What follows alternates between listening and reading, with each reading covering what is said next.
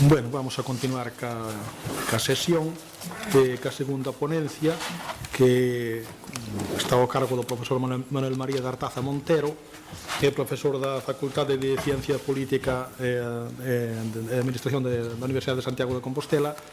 El formouse inicialmente na Facultade de Xeografía e Historia, especializouse concretamente en Historia Moderna, é autor dunha obra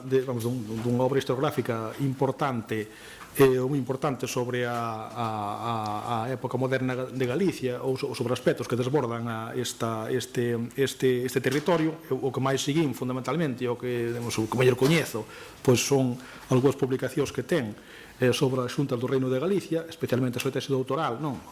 Reino e Representación, a Junta General de Reino de Galicia, que é a monografía máis, a única monografía, digamos que moderna e actualizada exhaustiva sobre esta institución, feita con criterios da nova historia parlamentaria. É unha obra conocida e difundida e citada en Galicia e fora de Galicia, a parte de outra serie de traballos relacionados tamén ca guerra de independencia, ca xuntas que se crearon en Galicia durante esta época, e logo publicacións diversas, entre elas, por exemplo, unha edición do Príncipe de Maquiavelo, que publicou a Universidade non hai moito tempo. O profesor Pedro Molas falábanos antes da organización territorial da monarquía, para dar unha visión de conxunto. O profesor Manuel María de Artaza vai nos a falar fundamentalmente do Reino de Galicia e da situación no momento da guerra de independencia ou das Cortes de Cádiz. A súa ponencia leva por título O Reino de Galiza, crise e legados. Ten a palabra, entonces. Buenos días a todos. En primer lugar, quisiera comenzar con unos breves agradecimientos, porque como se dice en el Quijote, si hay algo que no se perdona es la ingratitud, y entonces quiero agradecer una vez más a la Fundación Juana de Vega la idea de continuar con estos excelentes congresos de verano y a la organización por la cordialidad y la amabilidad que ha tenido al invitarme para participar en esta sesión, así como al público presente ya veo que no es un incentivo precisamente el tiempo en estas latitudes, pero por dedicar sus horas de ocio a asistir a este curso de verano. Y, como dice mi título, El Reino de Galicia, crisis y legados, yo voy a hablar de tres cosas. Voy a hablar del Reino de Galicia, ya me ha preparado previamente un poco la exposición el profesor Molas. Voy a hablar de la crisis de este Reino de Galicia, que como veremos yo lo voy a identificar con la Asamblea Representativa que precisamente lo encarnó y que así se llamó, la Junta General del Reino de Galicia, que firmaba con el nombre de Excelentísimo Señor, muy noble y muy leal Reino de Galicia, y voy a tratar de advertir alguno de sus legados. Y esto desde una perspectiva dentro de las ciencias sociales y en concreto de la ciencia política, que es el nuevo institucionalismo que desde fines de los años 80 del siglo pasado nos ha hablado de la importancia que tienen las ideas y la historia en el presente, cómo nos condicionan. Y en concreto, en el caso al que me voy a referir, trataré, lo explicaré después un poco más pormenorizadamente, de hablar de la idea de la ruta dependiente, de la dependencia de la senda, del patrón de dependencia que se generó precisamente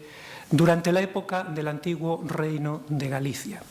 Y por eso voy a comenzar con una introducción para un poco enlazar pasado y presente,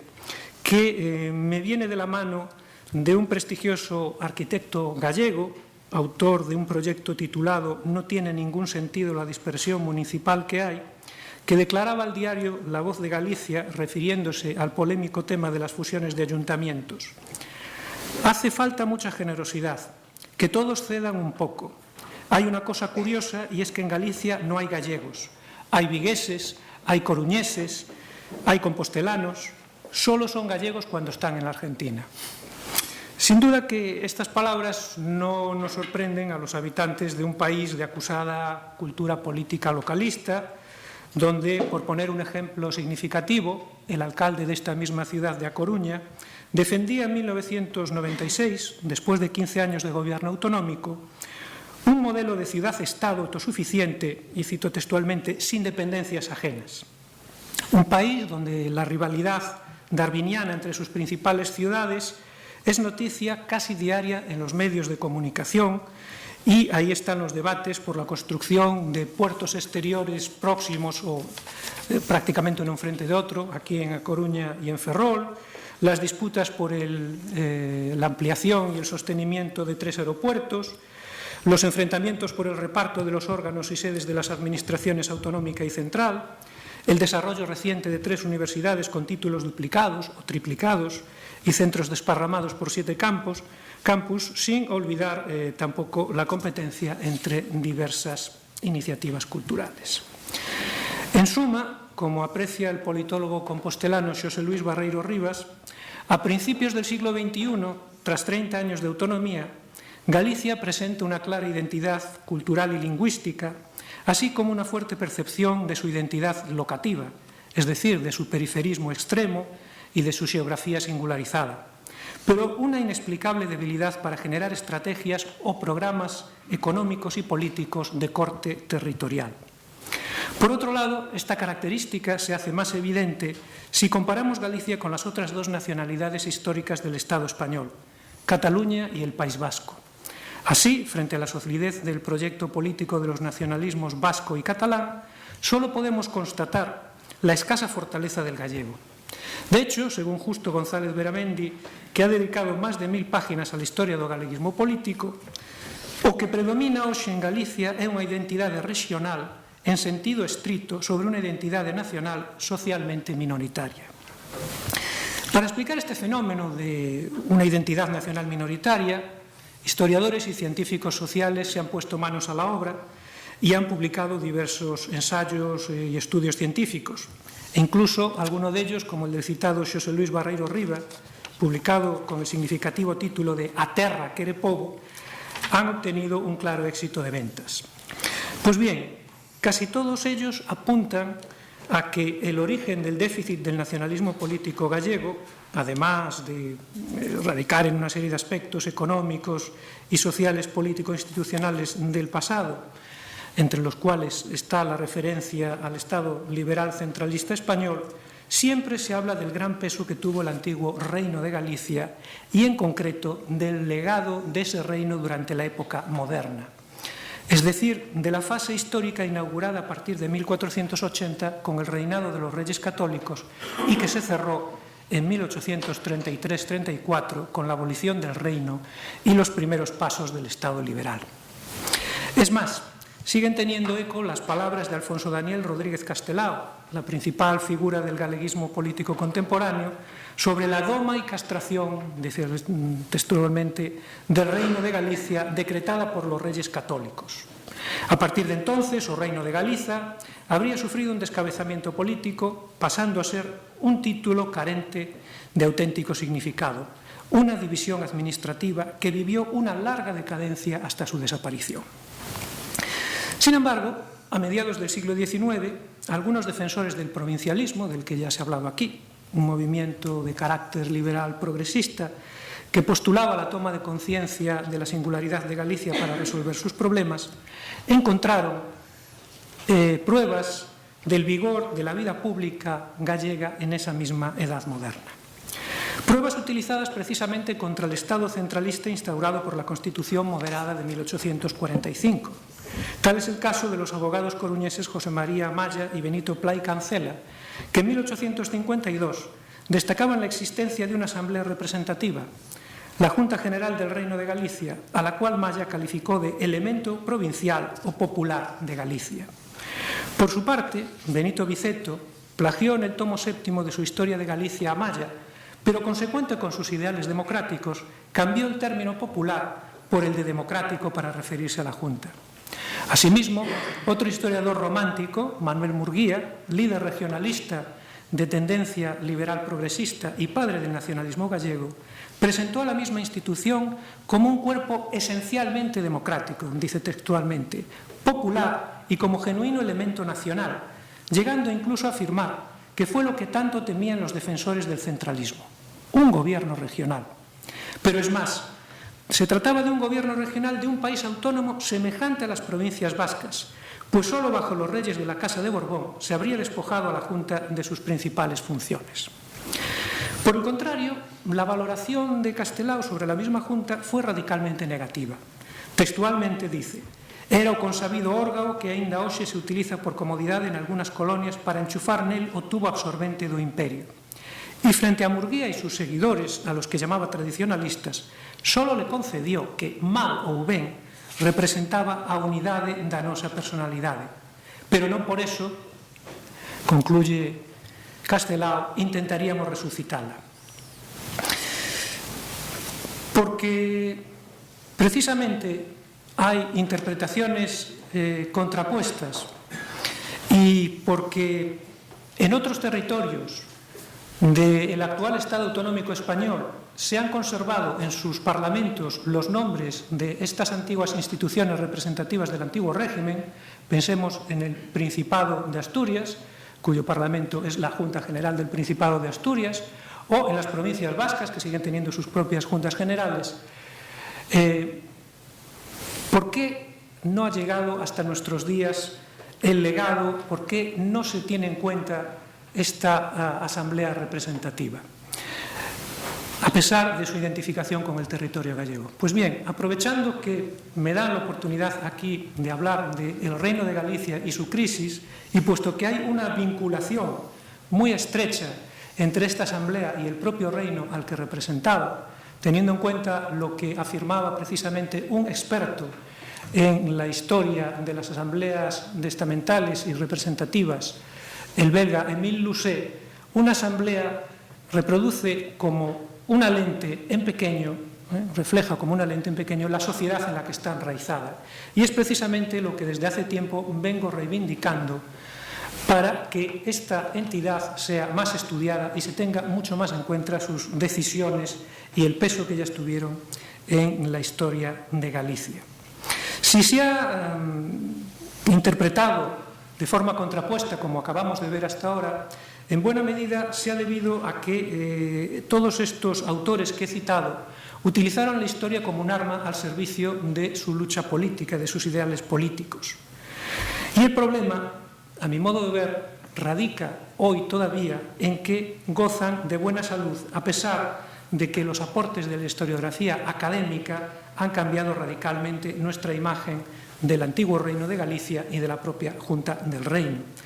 En este sentido, pues tengo que celebrar la publicación de algunas obras en las que participa el profesor Pejerto Saavedra, quien, por decirlo así, me dio la alternativa, porque fue mi director de tesis,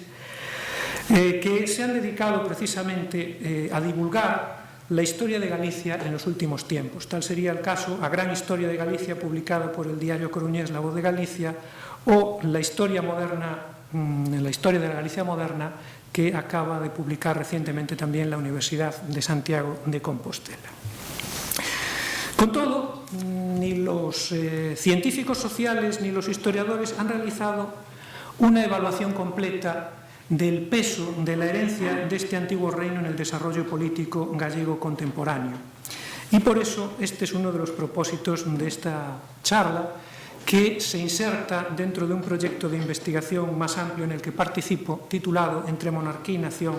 Galicia, Asturias y Cantabria, 1700-1833. Vayamos entonces un poco a situarnos en este reino de Galicia que nace en este modelo bajo los reyes católicos y que precisamente nos va a servir para comprender el nacimiento de la Junta General del Reino de Galicia. Pues bien, yo lo que tengo que decirles es que no creo en la visión satanizadora de los reyes católicos, ni en el inicio tampoco de la decadencia del Reino de Galicia. Imagínense ustedes una decadencia de 3 siglos durante su reinado. Tampoco creo en la llegada de un tiempo idílico de paz y justicia y prosperidad. Sin embargo, es evidente que a partir de 1480, después de décadas de anarquía y violencia que habían afectado al campesinado, a la Iglesia y a los núcleos urbanos, víctimas de la rapiña de los señores laicos y sus guerras de clanes, las medidas de Fernando e Isabel para resolver su larga crisis bajo medieval, abrieron una nueva senda político-institucional. Una senda caracterizada por el control de la pendenciera nobleza gallega, así como por el establecimiento de poderosas autoridades reales permanentes para pacificarlo y dirigirlo con la ayuda de las ciudades y las villas.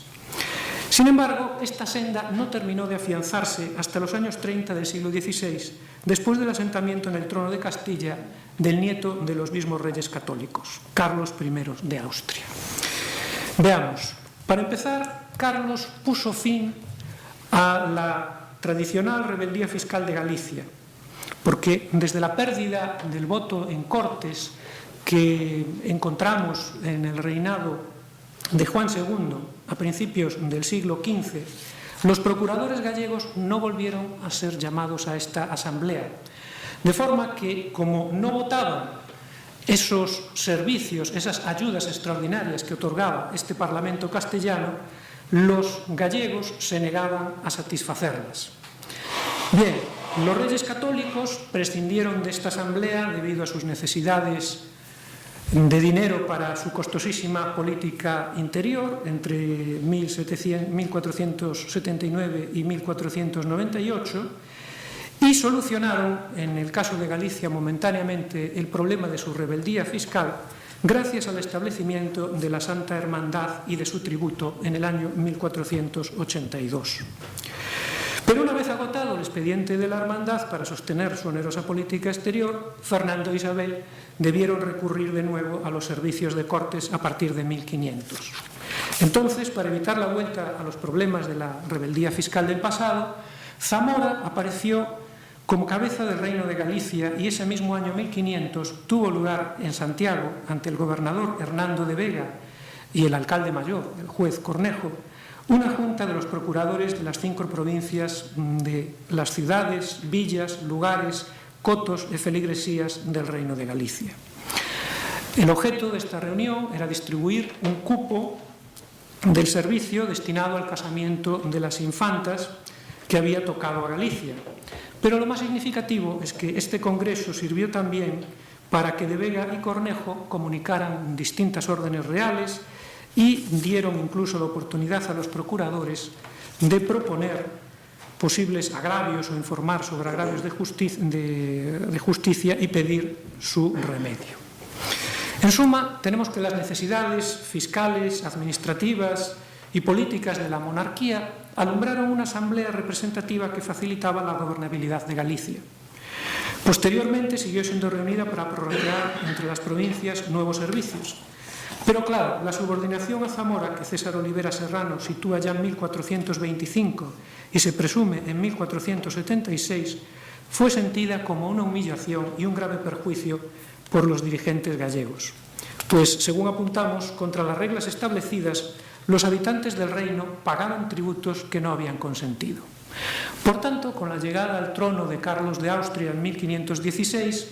aristócratas y ciudades gallegas aprovecharon la ocasión para denunciar la ilegalidad, pedir la recuperación del voto en Cortes, tal y como se hizo durante su celebración entre Santiago y A Coruña en 1520, y una vez más no satisfacer los pedidos. Sabemos que en 1523 no se habían pagado los servicios de 1518 y 1520. Al mismo tiempo, se llegó a producir incluso un impago generalizado de la renta real de las alcabalas, que fueron apropiadas por algunos nobles e incluso por el arzobispo Fonseca. De forma que estos personajes incluso se atrevieron durante el estallido de la Guerra de las Comunidades a intentar dirigir el reino de Galicia según su modelo. Naturalmente, a la vuelta de su viaje a Alemania para coronarse emperador, el rey tomó medidas y por un lado zanjó las tensiones con los magnates, alejándolos del gobierno de Galicia, y por otro otorgó la representación del reino a unos congresos de las capitales de provincia, según el modelo de las Cortes castellanas, definitivamente convertidas en un ayuntamiento del rey con sus ciudades después de 1539. Este sería el origen, por tanto, de los congresos o juntas de las cabezas de provincia que dieron voz al reino y que con el paso del tiempo se titularon Juntas del Reino. Fue, pues, la Corona quien creó la Junta General del Reino de Galicia según el formato de las Cortes de Castilla, una junta que, con su restringida composición, marcaba la diferencia con las anteriores reuniones de provincias, donde nos consta la participación de villas, y con lo de otras juntas del norte de España, de sistema representativo concejil más amplio, enraizado en las hermandades, como fueron los casos de Asturias o las provincias vascas. Por otro lado, la nueva institución gallega parece haber sumado una nueva atribución respecto a la parecida en 1500. Al igual que las juntas vascas y del Principado, o la de las 4 villas de la costa de Cantabria, podía otorgar al rey ayudas extraordinarias de hombres y dinero que luego distribuía entre las artificiosas provincias internas creadas con ocasión del establecimiento de la Santa Hermandad y su tributo. Y es que, en efecto, como ha dicho el profesor Molas, en el antiguo régimen español, el término provincia tenía 2 acepciones. En el primer caso servía para identificar territorios de gran extensión e importante autonomía política o acusada personalidad histórica, un sinónimo de reinos en el caso de la Corona de Aragón, que estaba dotado de una connotación positiva. Y en Castilla, desde la corte, el Reino de Galicia también solía denominarse provincia y atendía ese concepto. Precisamente por eso, como en Cataluña, los defensores de la singularidad gallega dentro del Estado liberal se denominaron inicialmente provincialistas, hasta que en los últimos lustros del siglo XIX aparecieron los regionalistas como Manuel Murguía o Alfredo Brañas, quienes con ese nombre marcaban su diferencia galleguista respecto a las provincias establecidas en 1833 por Javier de Burgos. Por otro lado, también en Castilla, la denominación de provincia se solía aplicar a un espacio más reducido, y a menudo tales provincias, salvo las vascas, eran meras divisiones administrativas con escasa personalidad legal. Pues bien, las 5 provincias internas del reino, o como se diría luego, subalternas, en la época de las Cortes de Cádiz particularmente, fueron instauradas en tiempo de los reyes católicos. Eran inicialmente 5: Santiago, una provincia bicéfala con 2 capitales, A Coruña y Betanzos, Lugo, Mondoñedo y Ourense, que después fueron ampliadas a 7 a mediados del siglo XVI como consecuencia de la separación de aquella provincia imposible bicéfala que era A Coruña y Betanzos, que parece ser que tuvo su origen en un corregimiento, en el corregimiento de A Coruña y Betanzos, que se estableció en la Edad Moderna, y Tui de Santiago. Su recuerdo, como todos los gallegos bien conocen, perdura en el escudo de la actual Comunidad Autónoma de Galicia, en esas 7 cruces que lo adornan. Sin embargo, esta longevidad de las provincias internas, que termina su andadura en 1833-34, no debe engañarnos. Tampoco la persistencia todavía hoy de la ofrenda que los alcaldes de las antiguas capitales de estas provincias efectúan anualmente al Santísimo Sacramento en la Catedral de Lugo, en la infraoctava del Corpus. Se trataba, insisto, de meras divisiones administrativas para el cumplimiento de los fines de la monarquía, bien fuese de tipo informativo, militar o fiscal. Y, de hecho, a veces las mismas autoridades reales las denominaban pura y simplemente partidos. En cualquier caso, lo que sí tenemos muy claro es que no forjaron ninguna estructura administrativa sólida ni una identidad propia.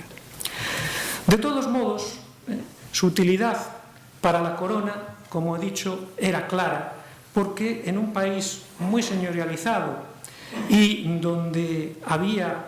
unos escasos dominios de la corona real, era preciso tener un recurso para obtener con cierta facilidad acuerdos vinculantes que permitiesen que el Reino de Galicia contribuyese con hombres y dinero, que pudiese ser informado de las órdenes reales y para que asimismo las ejecutase. En este sentido, hay una frase un pasaje que voy a ahorrarles la cita de el marqués de Cortes, el gobernador y capitán general de Galicia, y de 2 alcaldes mayores de la Audiencia, que a mediados del siglo XVI dejaba muy claro el por qué en Galicia había que reunir a estas provincias cada vez que se pedía alguna ayuda extraordinaria al reino. Por otro lado, tenemos que tener en cuenta que estas reuniones de provincias que dieron lugar a la Junta del Reino eran imprescindibles porque el fenómeno urbano en Galicia era raquítico. Las ciudades tenían alfoces muy reducidos, o incluso alguna no lo tenía, como el caso de Ourense, y por lo tanto, al ser distinta la realidad que las ciudades castellanas, cada vez que la monarquía necesitaba de dinero, de tropas, pues era mucho más conveniente buscar un formato como este de la Junta General. El caso es que esta Junta General, por otro lado, venía a completar un modelo de gobierno en el cual nos encontramos con una reproducción escala del central de la monarquía. Es decir, simplificando las cosas, si en la corte había un rey con su consejo, nos encontramos con que en Galicia había un gobernador y capitán general que presidía una audiencia que actuaba como una especie de pequeño consejo real, con funciones también no solo judiciales, sino, como se nos ha explicado aquí, de tipo administrativo y gubernativo, bajo la presidencia de este capitán, de gobernador y capitán general, que era su presidente, y completando el conjunto, en vez de unas cortes, una asamblea que, como diría Jovellanos, sería una especie de cortecillas que hablaba por el reino de Galicia. Por lo tanto, esta fue la planta que se instaló entre el reinado de los reyes católicos y el de Carlos I de Austria. Es precisamente en la época de Carlos I cuando ya podemos hablar de una institucionalización, es decir, que la Junta del Reino se convirtió en una pauta estable y apreciada, porque tenemos pruebas, como acabo de comprobar recientemente en el archivo histórico de Simancas, de que a mediados del siglo ya estas reuniones eran un hecho bastante común y que, por otro lado, representaban, encarnaban claramente al Reino de Galicia.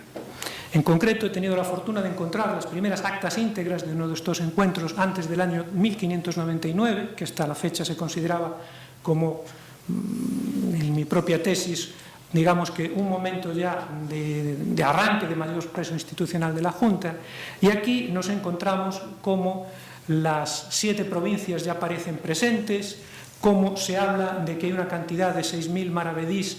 que se tiene que repartir entre los diputados siguiendo una costumbre. Se nos habla incluso del enfrentamiento entre algunas ciudades por la precedencia en el orden de asiento en la Junta. En concreto, Ourense se quejaba de su lugar y probablemente lo hacía, como lo hizo en la última fase del antiguo régimen entre 1775 y 1834, quejándose de que Betanzos era una ciudad mucho más moderna que ella, y por lo tanto podemos decir que en ese momento ya hay, aunque no se denomine exactamente Junta del Reino de Galicia, unas auténticas juntas, porque están cumpliendo su función, están votando subsidios de hombres y dinero en nombre del Reino de Galicia, y, por no abrumarles a citas, son innumerables las referencias a hablar por ese Reino de Galicia que hacen estos procuradores que participan en sus juntas y el propio gobernador y capitán general. Precisamente en el año 1552 se dirigen al marqués de Cortes en su presencia, hablándole, diciéndole que hemos sido convocados a esta Junta y Cortes. Es decir, que ellos mismos se dan cuenta de que son un modelo a escala de lo que está sucediendo en esas Cortes a las que, curiosamente, no se tiene acceso. Y me interesa mucho señalar estos principios porque dentro del enfoque teórico que utilizo para mi investigación, el nuevo institucionalismo, es muy importante,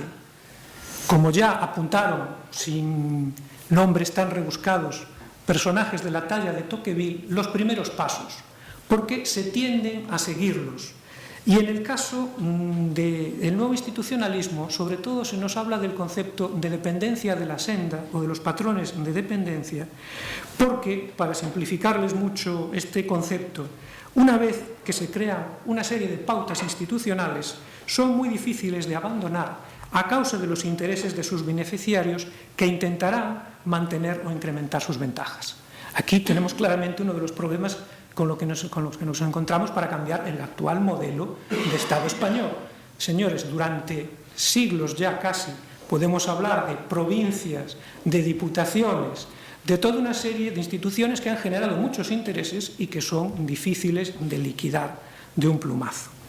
Bueno, pues precisamente estos primeros pasos de la Junta son importantes porque también en ellas, desde el primer momento, nos encontramos con que quienes copan los asientos de esta institución son los regidores de las antiguas capitales de provincia y, en concreto, los regidores perpetuos, con el paso del tiempo, son los que se van a hacer con ellas. Y además, unos regidores que, como el conjunto de la Corona de Castilla, se identifican con la hidalguía.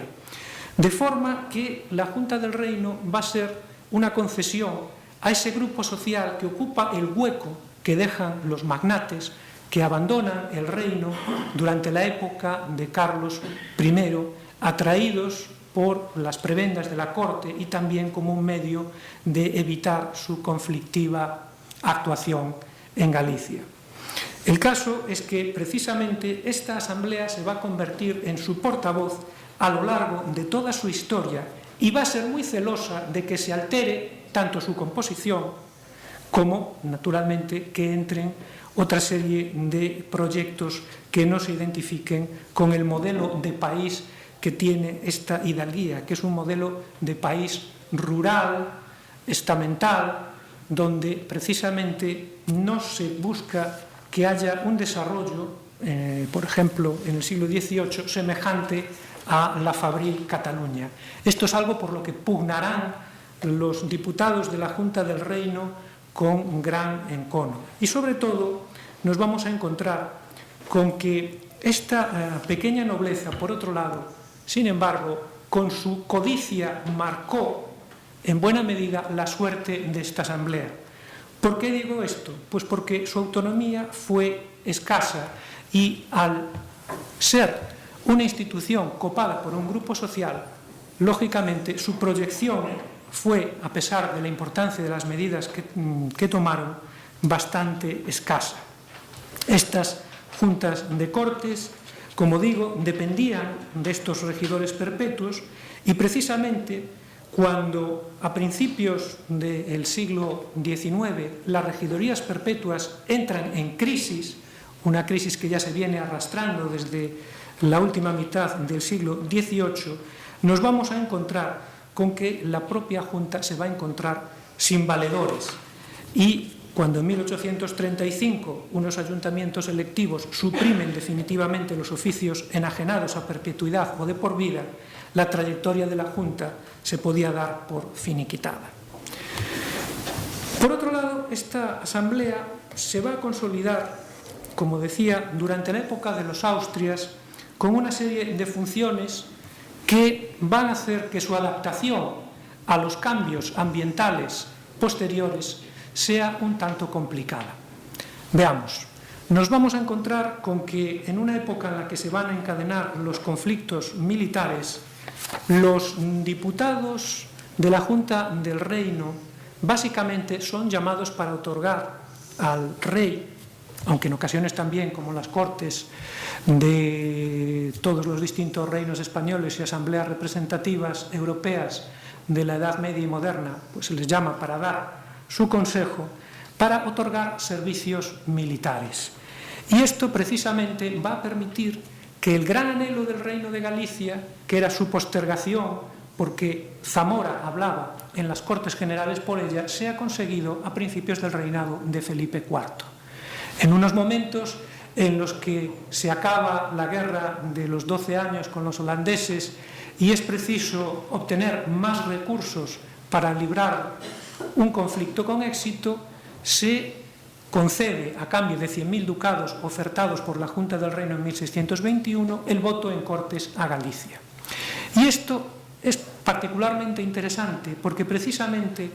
esa vinculación con los servicios de Cortes va a permitir que la Junta del Reino pueda sobrevivir a la época borbónica en la que, como vamos a ver y expondré brevemente, los reyes decidieron prescindir de una asamblea que realmente se había convertido más en un engorro en un centro de inestabilidad política que en una ayuda para la monarquía. Efectivamente, nos vamos a encontrar con que durante la época de los Austrias, la Junta del Reino es crecientemente llamada, como otras juntas del norte de España, como la Junta General del Principado de Asturias, las juntas vascas, las juntas de las Cuatro Villas, en fin, todo este fenómeno juntista e incluso las Cortes, porque el rey necesita dinero con urgencia. Y claro, como el rey es custodio de vidas y haciendas y por otro lado no existe un aparato burocrático tan eficaz, eficiente, para poder detraer por la fuerza el dinero de las distintas provincias de la monarquía, nos encontramos con que la Junta de Galicia vive una época dorada, entre comillas. ¿Por qué digo dorada? Dorada porque, por un lado, gracias a la ayuda militar, como por ejemplo la Escuadra del Reino de Galicia, esta institución tiene la oportunidad de poder dotarse de una hacienda propia, de constituir una diputación permanente, de poder incluso hacer frente, como digo, a sus propios gastos, pero por otra, eso supone estar constantemente demandando hombres y dineros que, como todos ustedes saben, es algo siempre muy impopular. El caso es que la presión sobre los recursos materiales y humanos del Reino de Galicia se va haciendo cada vez mayor. Tengamos en cuenta que a partir de 1640 Galicia se convierte además en una frontera de guerra con el rebelde Reino de Portugal, al que curiosamente pues los hidalgos gallegos enseguida acuden para tratar de someter, acompañando al gobernador y capitán general. De forma que la unión durante los años en que Felipe II, Felipe III y Felipe IV gobernaron estos reinos no supuso apenas un estrechamiento de los lazos entre los grupos dirigentes de ambos territorios. El caso es que estas solicitudes empiezan a ser ya tan agobiantes que la Junta del Reino, que inicialmente lo que hace es conseguir a cambio de su cooperación toda una serie de ventajas para los miembros que participan en ellas, empleos, honores, cargos para sus familiares, y que tratan de reducir siempre esas cantidades y escoger sobre todo cómo se van a cobrar, cuánto se va a cobrar y a quién se la vamos a repartir, es decir, que manejan la distribución social y espacial de las cargas, con lo cual se hacen muy poderosas, empiezan a negar al monarca estos pedidos insistentes, y no solo eso, sino que empiezan a prolongar sus sesiones, de forma que lo que parecía un instrumento teóricamente dócil, pensemos solo 7 diputados, que incluso como la monarquía necesita que se atiendan sus instancias con rapidez, es tutelada por un gobernador capitán general que se hace presente en sus reuniones como presidente a partir de 1637, pues nos encontramos con que hay negativas, con que ya no es interesante tener esta Junta del Reino porque lo único que se consigue es que se envíen quejas a Madrid, que se hagan incluso veladas amenazas en contra de los ministros de la monarquía y en contra de sus presiones. De forma que nos encontramos con que en el siglo, o en el momento de su apogeo, entre el reinado de Felipe IV y Carlos II, la Junta tiene un papel protagonista e incluso, al hilo de esto, puede llegar o intenta conseguir algunas ventajas interesantes para el propio Reino de Galicia, como por ejemplo, a partir de los años 70 del siglo XVII, la gestión de un conjunto de rentas reales que permitiría desgravar a los naturales y que, por otro lado, daría, lógicamente, una gran capacidad de maniobra a sus grupos dirigentes. Y aquí es donde encontramos otro de los problemas de esta institución, que va a ser no solo su dependencia del rey que la creó para su reunión, sino que algo que es paralelo también a lo que sucede en Castilla. Y es que las ciudades, las cabezas de provincia que participan en esta institución, no quieren que sea un ente autónomo, que decida por sí misma, que se convierta en lo que en otros territorios españoles se ha denominado un cuerpo de provincia. Es decir, que toleran a la Junta en tanto en cuanto que sirve muchas veces para precisamente parar las demandas de la monarquía, para negociar con ella y manejándola a cambio de esos servicios que otorgan, pueden obtener a cambio una serie de beneficios, pero no están dispuestas, como sucede en las ciudades de Castilla, a abdicar de su capacidad de una relación directa con la corona y de decidir por sí mismas. Esto se plasma precisamente en los poderes que reciben sus diputados, que son auténticos mandatos imperativos, que aunque formalmente tienen que ser abiertos, en la práctica no lo son. El caso es que esta situación parece cambiar con la llegada de los Borbones. Como sabemos, la ascensión de Felipe de Borbón en noviembre de 1700 supuso algo más que un mero cambio de dinastía en la extensa monarquía católica. Y, pese a los límites del testamento de Carlos II y a su prescripción de respetar las instituciones, o para ser más claros, las reglas del juego establecidas por los austrias, la llegada del nieto de Luis XIV a España va a suponer un vuelco entre las relaciones rey-reino importante. Y en el caso de Galicia, el máximo representante de Felipe V, el gobernador y capitán general, el duque príncipe de Barbanzón, lo avanzó abiertamente a los diputados unos meses después de la llegada en abril de 1701 del nuevo monarca. En concreto, exasperado por la lentitud de la Junta del Reino para resolver sus peticiones, sobre todo la relativa a un plan que sustituyese a las milicias por unos tercios permanentes, declaró: «Hago presente a vuestras señorías cuánto se han mudado los tiempos y que en la monarquía de Francia es ley inviolable en todo lo justo lo que quieren los reyes. Esta hoy se mueve por aquel impulso. Obliguémonos rogados a quien nos puede mandar». Sin embargo, a pesar de esta declaración de intenciones, cuando estalla la guerra de sucesión en 1702, el rey no tiene más remedio que echar mano de las instituciones y de los hombres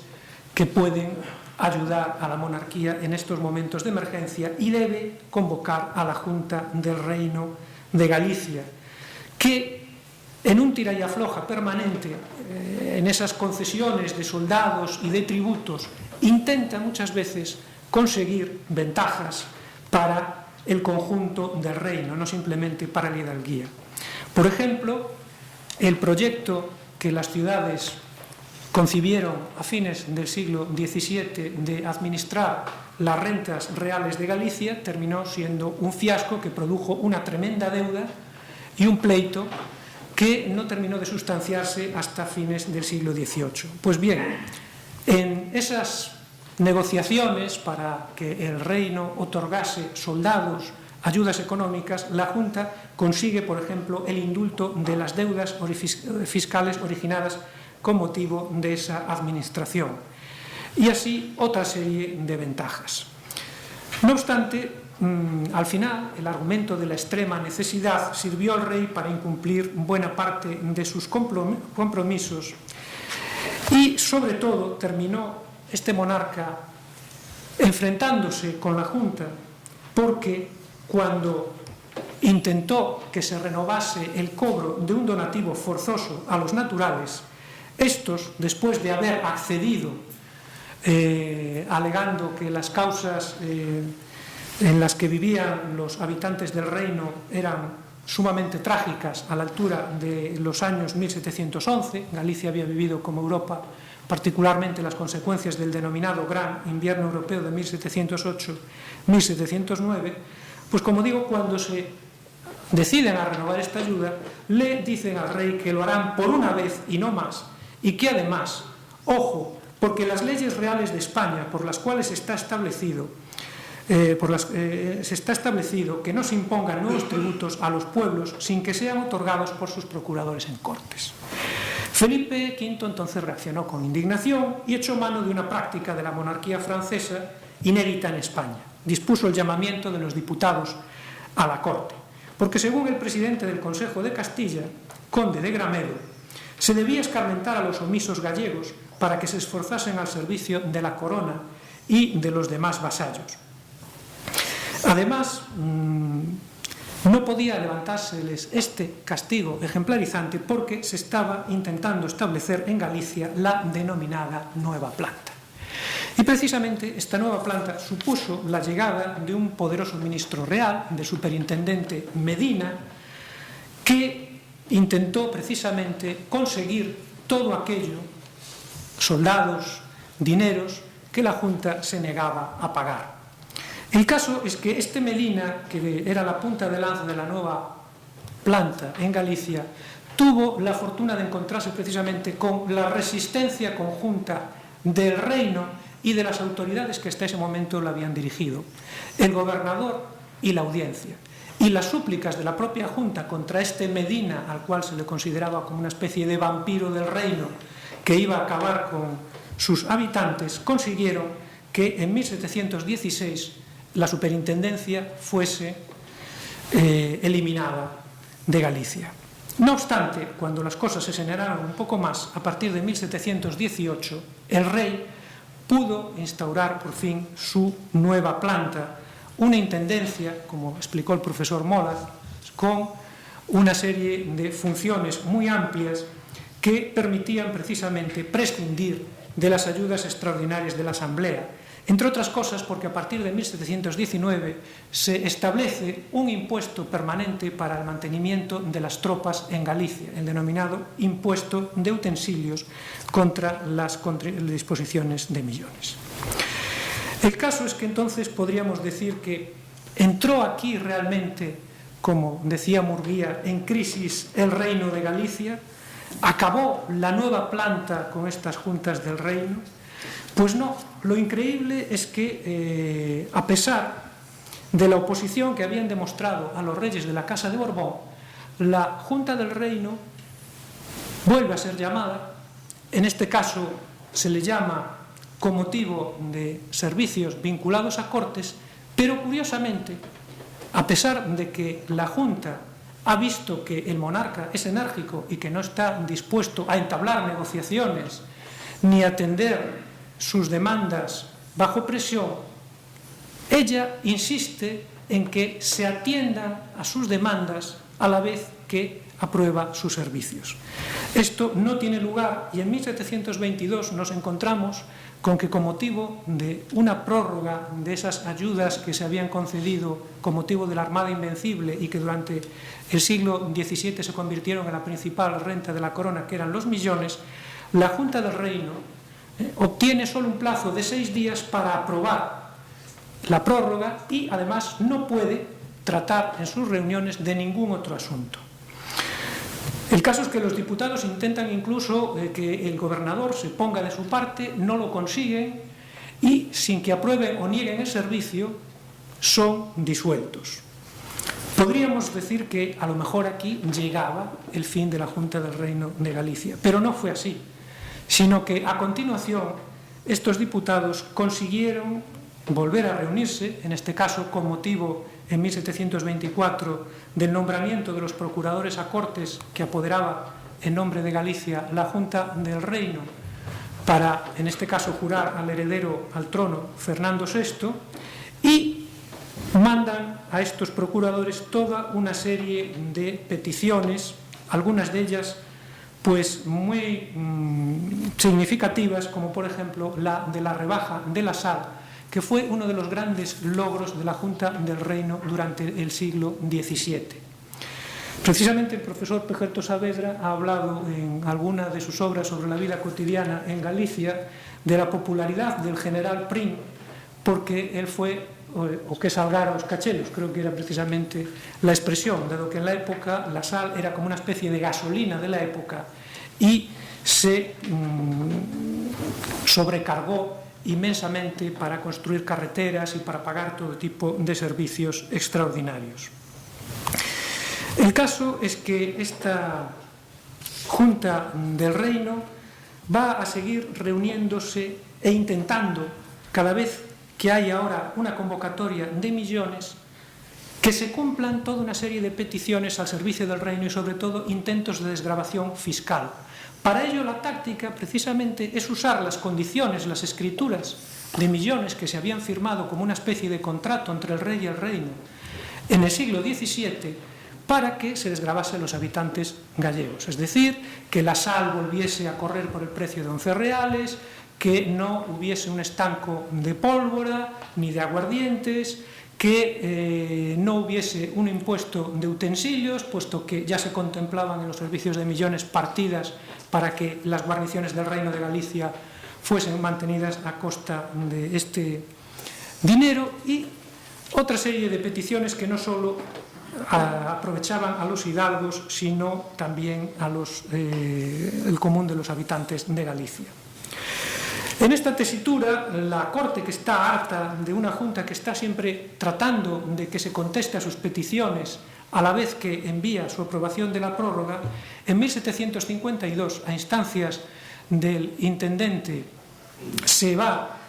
a dictar una orden por la cual ya no será la Junta del Reino, sino las ciudades las que tienen que prorrogar el servicio de millones. Podría parecer esta ya la crisis definitiva del Reino de Galicia, el final de su voz, pero no es así, porque esta medida sucede precisamente en una época en la que poco después la llegada al trono de Carlos III y el desbarajuste burocrático-administrativo de los tiempos finales del reinado de Fernando VI permite que los papeles, por decirlo así, se revuelvan un poco y la Junta del Reino continúa. Y es precisamente en ese momento cuando la Junta del Reino va a conseguir uno de los anhelos de la hidalguía gallega más querida. Va a ser la consecución de la denominada pragmática de renovación, o, para entendernos, de perpetuación de foros. Precisamente este régimen de tenencia de la tierra que cimentaba el poder de la hidalguía, porque, como muy bien dice el profesor Villares, la renta territorial de origen foral era su motor, consiguió que este grupo social permaneciese al frente de los destinos de Galicia todavía casi un siglo más, hasta entrado el siglo XX, y además que condicionase la congelación de este sistema fiscal la historia de Galicia del siglo XIX y parte todavía del XX. El caso es que este es un gran logro de la Junta del Reino, que además intenta que sus reuniones en el último cuarto del siglo XVIII estén en una línea de buscar peticiones que fomenten el desarrollo del reino. Y aquí nuevamente nos encontramos con el problema de las ciudades, que, como he dicho, al igual que la monarquía, que tiene disponibilidad sobre sus reuniones, puede también convertirse, o es su talón de Aquiles, porque las ciudades no están dispuestas a conceder autonomía a esta Junta del Reino de Galicia, a que decida por ellas. Y en este sentido es muy significativo el fracaso en la creación de sendas diputaciones permanentes que se proponen entre los años 1745 y 1763, cuando parece que ya todo está logrado, y además se alega por parte de los diputados que con estas diputaciones se va a conseguir por fin el cumplimiento de las demandas que se efectúan a la Corte y conseguir una autoridad semejante a la de Aragón o las provincias vascas. Son las propias ciudades las que desautorizan a la Junta, las que piden que se acabe con esa diputación permanente, y lo que se alega es el título de libertad que existe en Galicia, es decir, de una libertad urbana de las capitales de provincia. También durante esta época hay un último plan, que es la solicitud de un monopolio del comercio con la Mar del Sur, que sería precisamente el modelo de desarrollo rural que buscan los hidalgos para Galicia. Galicia, que había conseguido un monopolio de facto con el establecimiento de los correos marítimos entre 1764 y 1767, se encuentra con que a partir del año 67, con el monopolio de las rutas hacia la denominada Mar del Sur,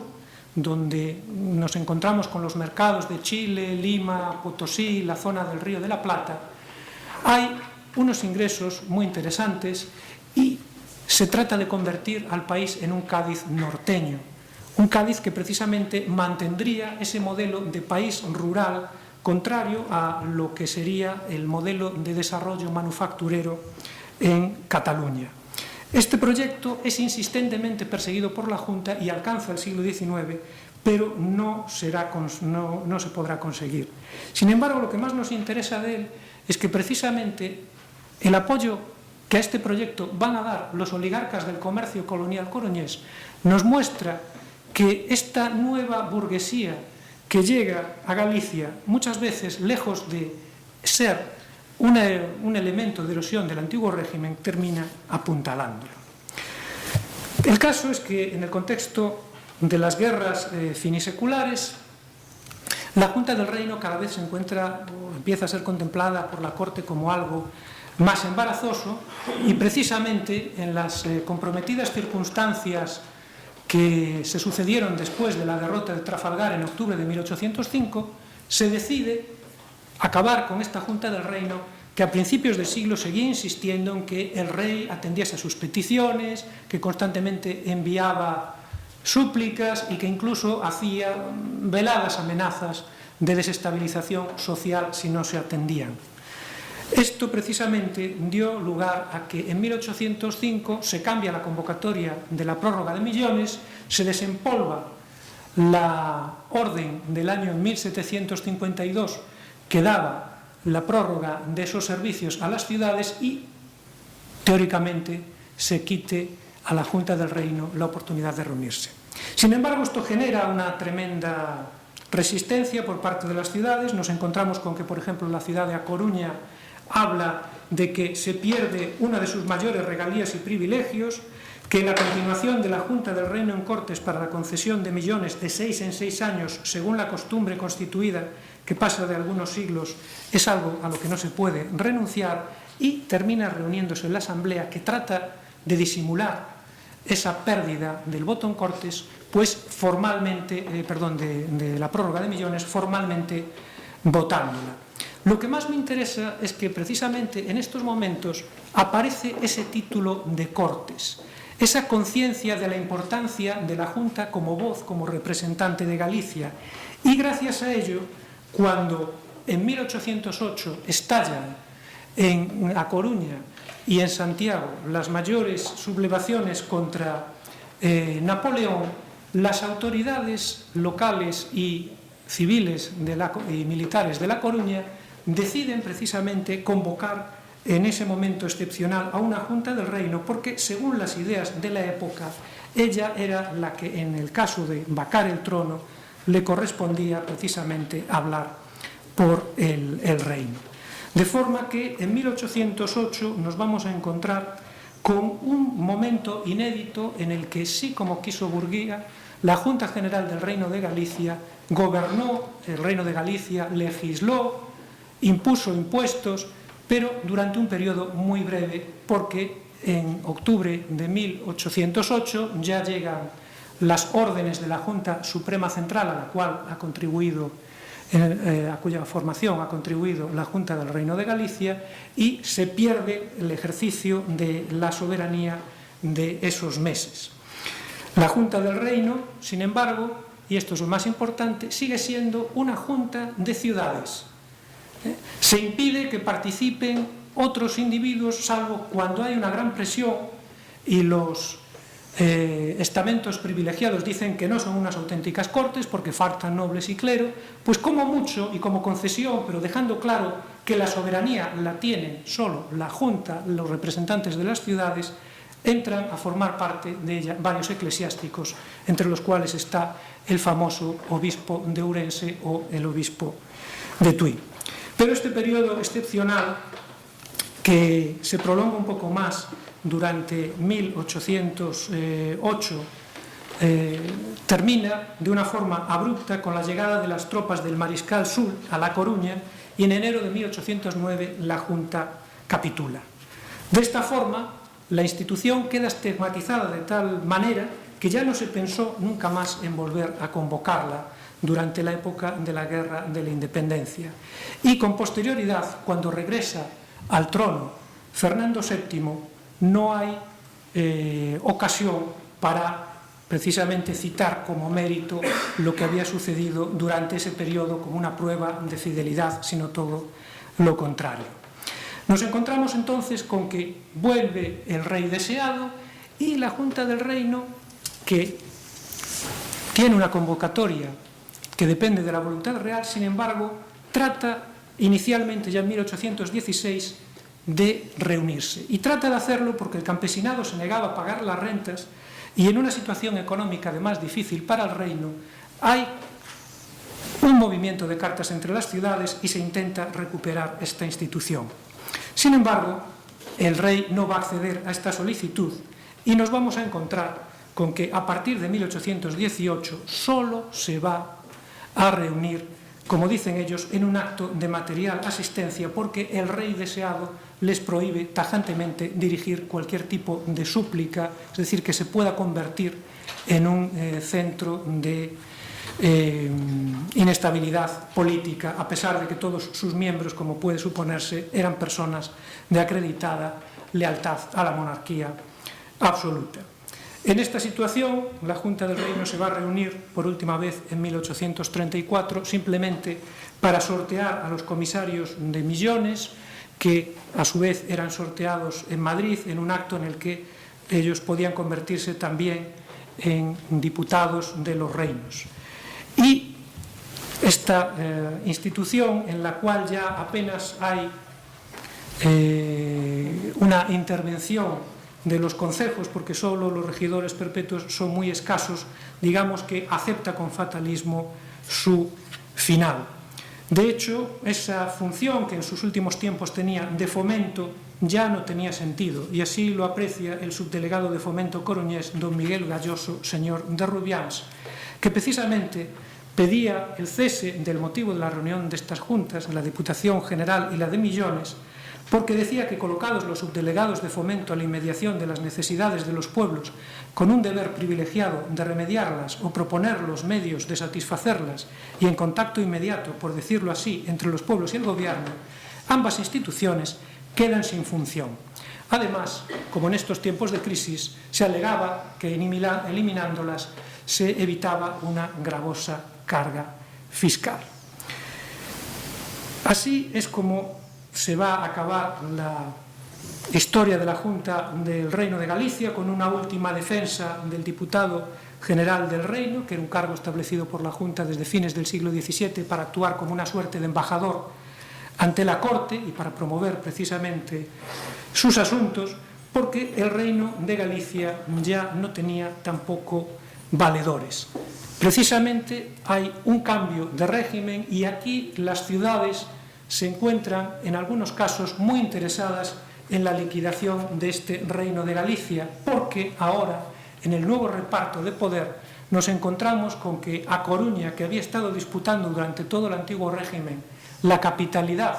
que no se otorgó, por cierto, del antiguo reino con Santiago, va a conseguir una situación de privilegio, manteniendo a todas las instituciones administrativas del gobierno, y otras también ciudades como son Ourense, como son Lugo, como es Pontevedra, se aupan al poder y por tanto no hay interés en mantener esta Junta General del Reino de Galicia, que por otro lado había sido más o menos sustituida por la Diputación Única que se creó en tiempos de liberalismo, donde curiosamente, fíjense ustedes, hay 7 representantes. También nos encontramos con que está presidida por el jefe político y que tiene sobre todo encomendadas, además de la repartición de cargas tributarias, algo que también había efectuado la Junta, la función de fomento. Por tanto, el problema del legado del Reino de Galicia es que esta Junta no llegó a constituir un verdadero cuerpo de provincia que hablase realmente por el conjunto de los gallegos, una institución que tuviese arraigo, una institución en la que todos se identificasen, porque las ciudades jamás toleraron que hablase con libertad por ellas. De forma que el legado de este antiguo reino, que todavía sigue en su marcha real, en el escudo de Galicia, como hemos dicho, en la ofrenda al Santísimo Sacramento, es sobre todo el legado de ese localismo extremo que todavía lastra a la política gallega. Muchas gracias.